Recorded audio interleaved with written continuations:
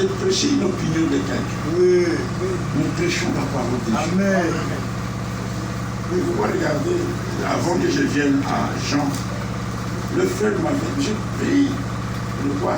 L'évangélisation au don de la fin. Amen. Lorsque nous lisons Daniel chapitre 12, la parole était scellée. Il dit, Oui. au temps de la fin, Amen. c'est révélé. Mais le frère a parlé sur l'évangile, il a dit, la bonne nouvelle du royaume sera prêchée au temps de la fin. Amen. C'est qu'au temps de la fin, on ne prêche pas simplement la parole, Non, non. mais on prêche une parole qui est révélée. Amen. C'est ça. Regardez dans Matthieu, allons-y dans Matthieu. Oui, frère. Ma voix est un peu rock, ma voix est comme ça. Parfois, moi, elle monte, elle descend. Non, c'est pas où il y a même moins d'éloge, s'il te plaît. Elle est comme ça, je ne sais pas pourquoi. Parfois, elle monte, elle descend. J'ai une voix rock quand même. Regardez Matthieu. Vous la connaissez, mais nous pouvons lire parce qu'il dit, la Bible dit, heureux ceux qui lisent et ceux qui entendent les choses qui sont écrites. Oui. Regardez dans Matthieu chapitre 28, il est dit, verset 16, les 11 disciples allèrent en Galilée sur la montagne que Jésus leur avait désignée. Quand ils virent, ils l'adorèrent. Mais quelques-uns eurent des doutes. Jésus s'étant approché leur parla. Il dit maintenant au ministre, je pense que c'était cette joie, donc si tu peux, c'est comme tu es là, c'était toi Jésus. Il a regardé, après avoir qu'il est ressuscité, la grande commission a été donnée après la résurrection du Seigneur. C'est très important. Oui. Vous n'avez pas, le frère a parlé. Il dit, comme dans Esaïe, il verra une postérité. Mais comment cette postérité va naître? Oui. Quand on parle d'une postérité, c'est qu'il doit y avoir une semence. Oui. Alors il est dit, maintenant il leur dit, Jésus leur dit, et quelques-uns, vous savez, il dit, tout pouvoir m'a été donné dans le ciel et sur la terre. Maintenant il dit, verset 19, allez, faites toutes les nations, des disciples, les baptisants, vous connaissez tout cela, et enseignez-leur à observer tout ce que je vous ai prescrit. Amen. Oui. Nous devons être enseignés de tout ce qui est prescrit dans la parole de Dieu. Amen. Mon frère Abel a parlé, le frère Eli a parlé, le frère Jean aussi a parlé là-bas. Mais regardez dans toutes choses-là, ce n'est pas ce que nous parlons qui a de l'importance, Non, non. mais c'est ce qui est dans la parole de Dieu. Amen. Ce qui est écrit. Amen. Lorsque quelque chose est dans l'écrit, est écrit, moi je n'efface. Oui. Amen. C'est ça. Il faut, frères, ne serons pas orgueilleux. Effaçons-nous. Amen. Oui. Laissez que Jésus fait son travail. C'est-à-dire, croire comme disent, pas comme ce que frère Jean dit ou frère Franck, dit. Je ne fais pas cette d'abord mon nom. Il les disait pas pour toutes choses, mais pour il y a des gens qui les citent dans un mauvais sens. Oui. Donc les gens qui citent frère Branham. Est-ce qu'il a interdit de citer frère Branham? Non. Mais il y a des gens qui les citent dans le mauvais sens. Oui. Dans la fausse doctrine, ils citent frère Branham. Non. Regardez, mes bien-aimés, vous avez la responsabilité. C'est comme frère Abel disait, je n'ai pas dit à quelqu'un, non. Nous avons un l'appel, c'est je le sens dans le cœur. Toi, tu ne connais pas mon cœur. Celui qui connaît le cœur, c'est le Seigneur lui-même. Quand quelqu'un me dit, viens, j'ai un ministère, oui, je le laisse. Maintenant, le ministère-là, lorsqu'il parle, ce n'est pas à moi de le juger, mais c'est à l'Église qui écoute. Mais si c'est que tu prêches, parce que quand on prêche la parole de Dieu, il faut qu'il y ait la communion entre l'auditoire et leur Dieu. Amen. Amen. Si la parole que je prêche n'amène pas la communion avec le pécheur, soit transformé, qu'il soit appelé, parce que nous sommes dans un appel. Nous sommes dans un appel. Mais si la parole que je prêche, ça ne pose pas, ça n'amène pas l'appel et la communion, quel est le but de la prédication? Ça doit amener une communion. Une communion. Même ce que nous disons sur le plan même de l'achat. Oui. C'est pas sur l'amour. Amen. Oui, frère. Je vais revenir aux frères d'abord là-bas qui nous plaît. Il faut que nous enseignions ce qui est prescrit. Oui. Amen. Amen. Maintenant, en venant à Jean chapitre 8, il est dit ceci. Pourquoi ne comprenez-vous pas?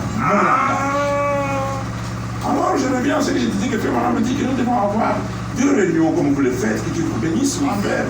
comme des serviteurs de Dieu. Pourquoi?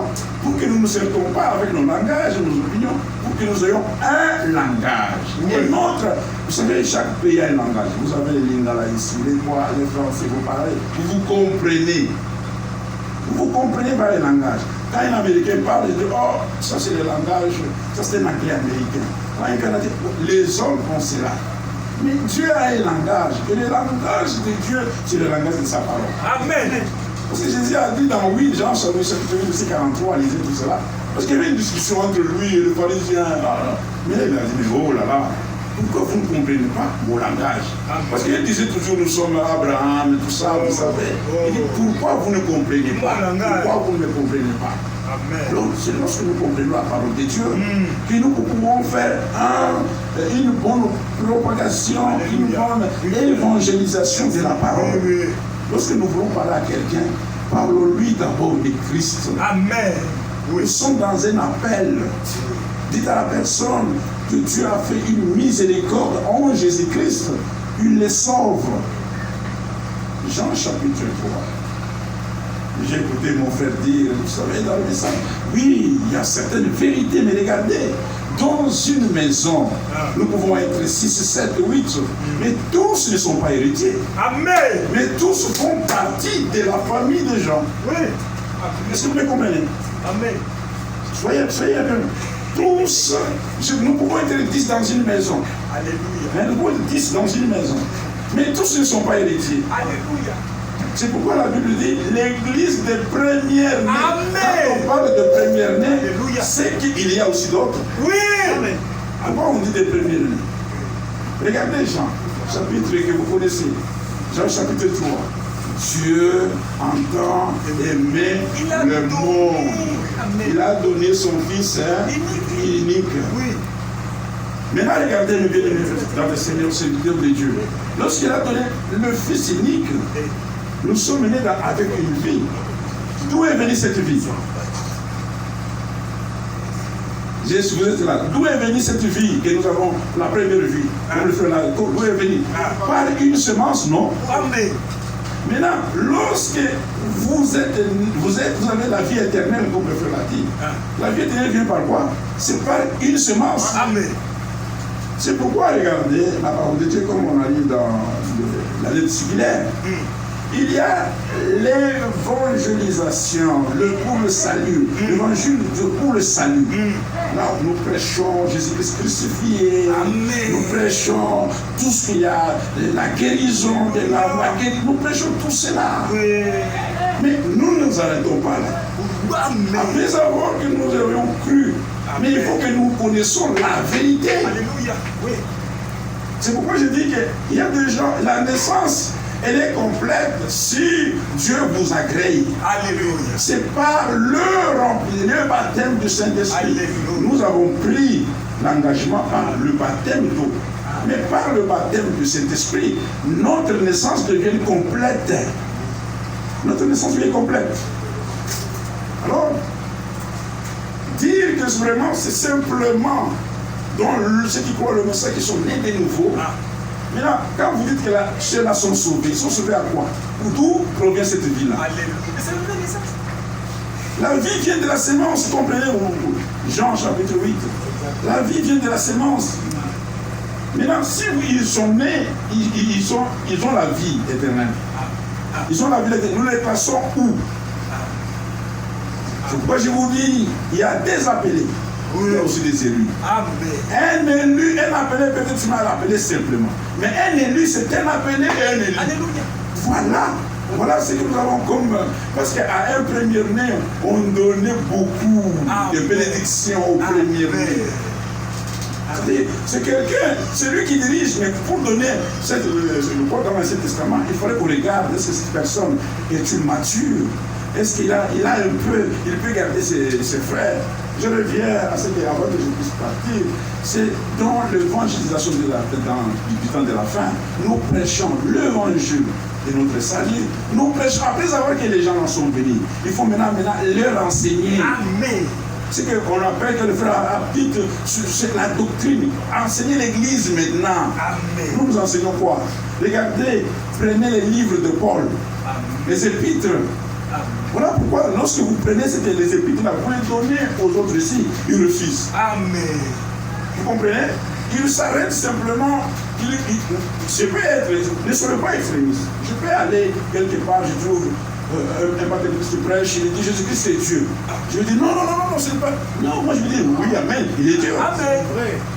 Enfin, les gens sont allés plus loin, ils arrivent dans un deuil. Un pasteur dit nous prions. On prie pour ton Dieu, mais tu refuses, tu ouvres seulement les yeux. Tu regardes. Tu es seulement regardé pour rien. Mais quand on dit prions, mais c'est pour mon Dieu. Amen. Je ne m'incline pas. Nous sommes équilibrés. Amen. Je ne m'incline pas pour le pasteur, mais je m'incline pour mon Dieu. Amen. Alors, après savoir que Dieu est sauvé, il y a maintenant le cheminement pour enseigner l'Église. Alléluia. Les commandements de Dieu, les ordonnances. Il faut que l'Église soit enseignée avec les ordonnances. Comment on célèbre la Sainte Seine, le baptême c'est quoi?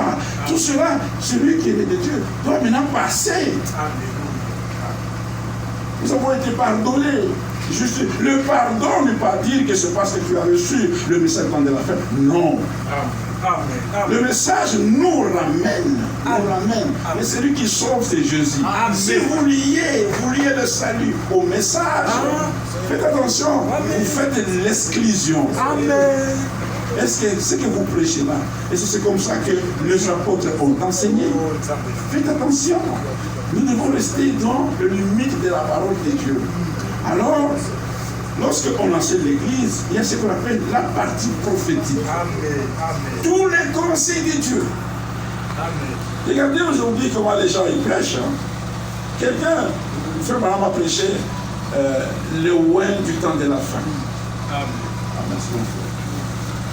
Vous savez, j'avais comme chez moi en ce moment, avec le décalage horaire, nous avons au moins 6 heures du temps de différence avec vous. Parfois, j'ai senti comme je vais dormir. Vous voyez que c'était un peu calme, c'est comme ça. Ça me fait la vision horaire me fait beaucoup. Il faut au moins un temps.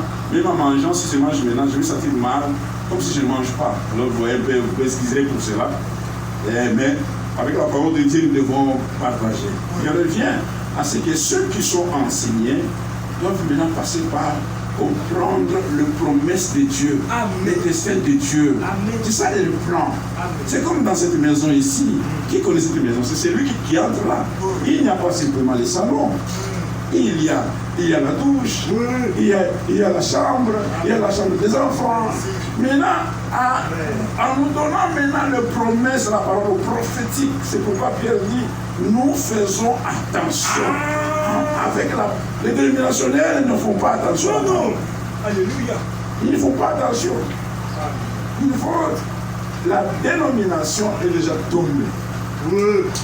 Mais dans les dénominations, il y a des gens qui sont nés, qui ont la vie de Dieu. Amen. Dans la dénomination. Oui. C'est Dieu qui la donne. Amen. C'est Dieu qui la donne. Alléluia. Maintenant, le vrai problème, c'est pourquoi vous dites, c'est pas la Bible dit qu'ils vont passer par la tribulation. Jean a demandé, mais qui sont ces gens-là? Qui sont Alléluia. Ils aussi s'est demandé comment qui sont ces gens-là? Il dit, mais c'est ceux qui viennent de la grande tribulation. Alléluia. Ils ne seront pas sauvés à la grande tribulation. Ils sont déjà sauvés. Amen. Mais c'est pourquoi on dit, dans cet âge ici, nous sommes dans la période de vierge sage. Amen. Amen. Les autres sont vierges, mais folles. Oui. Elles négligent de continuer. Oui. Parfois, il y a des gens qui ont prêché le message de Luther pour ça. Si quelqu'un prêche ce message aujourd'hui, c'est un message déjà mort. Mais nous, quand nous prêchons la justification, nous prêchons la justification par le Seigneur. C'est le Seigneur qui justifie. Ce n'est pas l'Église. Ainsi, dans l'évangélisation du temps de la fin, frère, ne faisons pas comme si tu mets simplement ton assemblée, comme si c'est vous simplement qui vont partir au ciel. Dans l'évangélisation du temps de la fin, il y a ce qu'on appelle la communion entre les serviteurs de Dieu. Il y a le même esprit, le même sentiment. Il y a, vous savez frère, nous avons un corps. Et le corps a plusieurs membres. Et chaque membre est utilisé au moment opportun. Si je vais boire de l'eau, ce n'est pas ma bouche qui se déplace, c'est mes pieds. Le pied peut se déplacer, Paul le parle dans Corinthiens. Maintenant, pour que je puisse boire, je ne prends pas comme ça. Maintenant, la main, le jeu, regarde. Regardez la fonction de chaque membre dans les corps. Tu es important, il est important. C'est comme notre main ici. Vous savez, si on enlève un doigt ici, déjà la main devient déformée. Oui, là, comment ta main déformée? Parce qu'il manque quelque chose. C'est que Dieu fait est parfait. Ne limitons pas Dieu. Si, retournons ici, retournons dans la parole de Dieu. Retournons dans la parole de Dieu. Le Seigneur a donné à Abraham ce message pour que ces gens-là, les unitaristes, les voilà, quittent là-bas, qu'ils viennent à la restauration complète de la parole. Ils ont leur parti. C'est pourquoi est-ce que on nous appelle l'épouse? On nous appelle l'épouse parce que, Éphésiens chapitre 5, le Seigneur est en train de nous laver.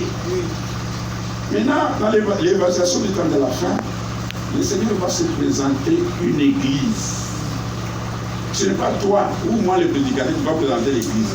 C'est le Seigneur qui va se présenter. Regardez, quand tu vas pour te marier, tu as un goût, non? Ah, ça c'est bien frère. Tu as un goût quand tu vas te marier. Tu regardes, ma femme, il faut quelque chose. Tu achètes maintenant des choses, tu la donnes. Tu veux que tu la aies en train de la parer. Aujourd'hui, l'épouse, par la parole, on la lave. Amen. Maintenant, comment on peut se laver? Si tu te laves avec l'eau qui est sale, tu ne seras pas propre. Voilà pourquoi ces gens-là qui sont là, on les lave des paroles mélangées. Mais nous, écoutez, nous sommes la partie épouse élue. Il y a deux appelés. Il faut tenir ça. Il y a deux appelés. Ça, c'est le plan de Dieu. Il y a des appelés et des élus. Nous sommes appelés et en même temps élus. Amen. Voilà pourquoi le message est venu. Nous sommes nés déjà. Dieu nous a. Pourquoi la parole de la vérité que nous engendre? Cette parole nous lave maintenant pour que nous puissions paraître devant lui, devenir une épouse. Frère Franck dit, il faut quitter l'état de l'église épouse pour devenir épouse parole. Épouse parole. Frère, tout ce que les gens donnent, hein, chaque prédication mélangée a une fin. Ça commence ici, ça va finir. Les gens vont toujours. C'est une fausse. C'est une fausse semence. Alors, comprenez bien que la semence de Dieu que nous avons une semence parole. C'est vous qui êtes là. C'est nous qui avons apporté cela.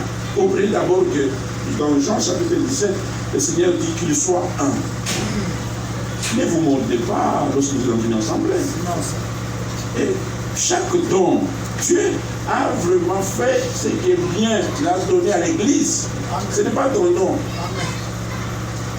Mais moi, je refuse même ce qu'ils disent, oh, notre message, est-ce que c'est ton message à toi? Non. Même ceux qui disent, non, vous savez, notre église de la saine doctrine, ça, enlever ce langage-là, pour notre église de la saine doctrine, ton église avec qui? C'est ton église à toi. Matthieu chapitre 16. Amen. Il a dit, que dites-vous au Dieu des hommes, tout ça. Alors il dit, mais vous, que dites-vous? Chacun, vous connaissez votre serviteur. Il a donné des réponses. Mais le Seigneur dit, je bâtirai. Il bâtit seul. Amen. Même quand tu prêches là, même l'argent que tu manges là, mais celui qui bâtit, c'est le Seigneur. Amen. Il faut maintenant que nous prêchions la parole de la manière que le peuple qu'il puisse comprendre qu'il y a un corps. Il y a un corps. Je ne dis pas que ces assemblées ici. Il y a un corps. Prêcher de la manière que lorsque les enfants de Dieu se retrouvent, qu'ils n'aient pas entre eux la haine. Vous comprenez bien? Ça, c'est la partie évangélique. Je connais. J'ai commencé à manger un jour avec Frère Franck, j'étais encore très jeune.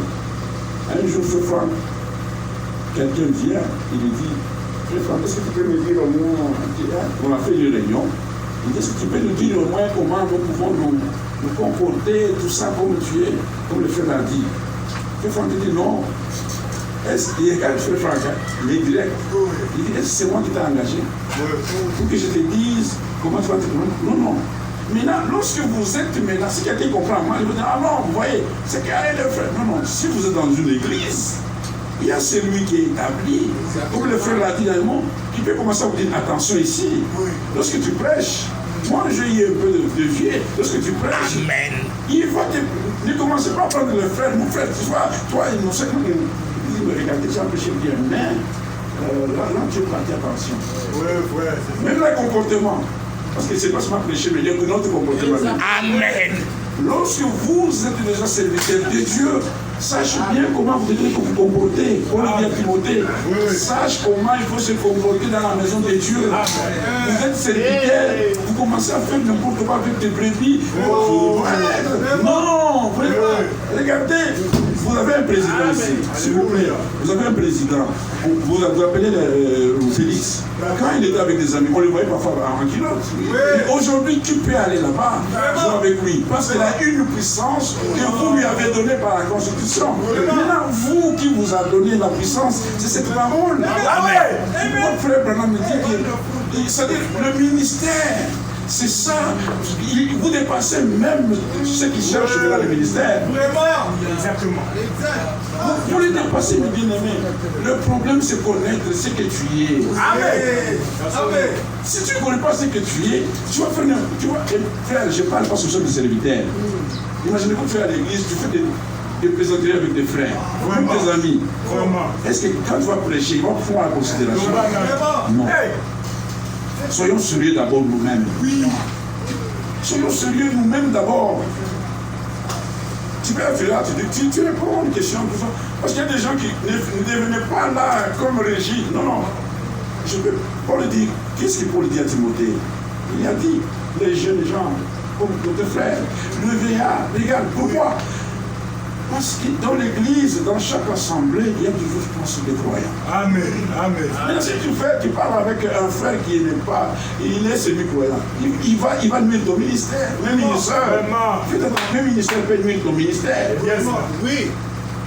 Vous savez, lorsque vous montez, lorsqu'on monte ici, le diable peut entrer. Il y a des femmes qui ont des esprits faibles, qui aiment simplement être avec un prédicateur. C'est vrai. Et faites attention. Vous portez, nous avons le corps-de-chien, mais nous portons un trésor en nous. Amen. Dans l'évangélisation des temps de la fin, vous avez la responsabilité. Amen. Je ne parle pas à des choses mécaniques.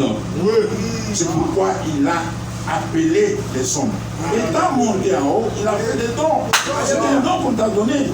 Si tu n'as pas mérité, si le frère me donne un don, je n'ai pas mérité ça. Mais sache bien, si tu ouvres maintenant, si tu connais la valeur du don, tu vas te comporter bien. C'est surtout moi, quand quelqu'un me donne un don, je ne distribue pas.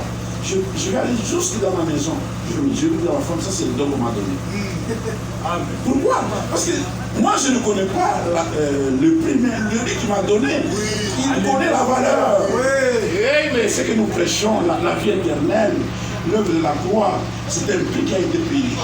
Alléluia. Oui. Lorsque vous partez payer la chemise, elle t'appartient.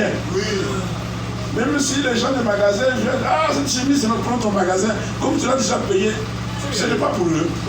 Et vous, que nous aussi, comme nous étions dans le monde, le Seigneur a payé pour nous. On n'appartient pas encore dans le monde. Nous sommes étrangers maintenant. Amen. Vous savez, comme je suis étranger, si je ne connais pas bien comment entrer, tout ça. C'est ça un étranger, non? Mais toi, tu connais, tu peux féliciter, tu entres ici, je parle. Mais un étranger ne connaît pas. Si on me dit, où est le Kanchachi, je ne connais pas. Où est la réponse, je connais, si je ne sais pas c'est où le point d'Andino. Vous voyez, maintenant, nous sommes étrangers à la vie ici de l'extérieur. Voilà pourquoi, en ces temps ici, le Seigneur dit dans Matthieu, je parle dans Matthieu chapitre 7, ce n'est pas tous ceux qui me disent Seigneur, Seigneur, qui entreront dans le royaume. Mais il y a un groupe de gens qui disent, mais il dit, c'est lui. Nous sommes dans les temps où toi et moi, nous devons faire la volonté. Amen. Il faut maintenant commencer à prêcher la volonté de Dieu. C'est vrai. Comment Satan est venu, comme le chat, toujours dans l'idée, comme le frère, comment Satan est venu inculquer sa volonté dans le monde? C'est en venant à Ève. Oui. Il a dit, ah, comment je peux avoir les gens? Il dit, bon, ils ont la volonté de Dieu, ils ont la parole. Il a dit, est-ce que comment Dieu a dit, là, non, vous connaissez. Genèse chapitre 3. Ève lui a dit, non, elle a dit, non, elle a dit, il a dit, c'est la parole. Satan n'a pas dit, non, j'ai rejeté la parole. Il a dit, vous ne mourrez point. Lorsque vous prêchez quelque chose, vous argumentez, vous apportez la mort. C'est vrai. Amen. Vous savez, le grand problème, c'est quoi? C'est parce que nous voulons ajouter à ce que Dieu a dit. Ce livre contient tous les conseils.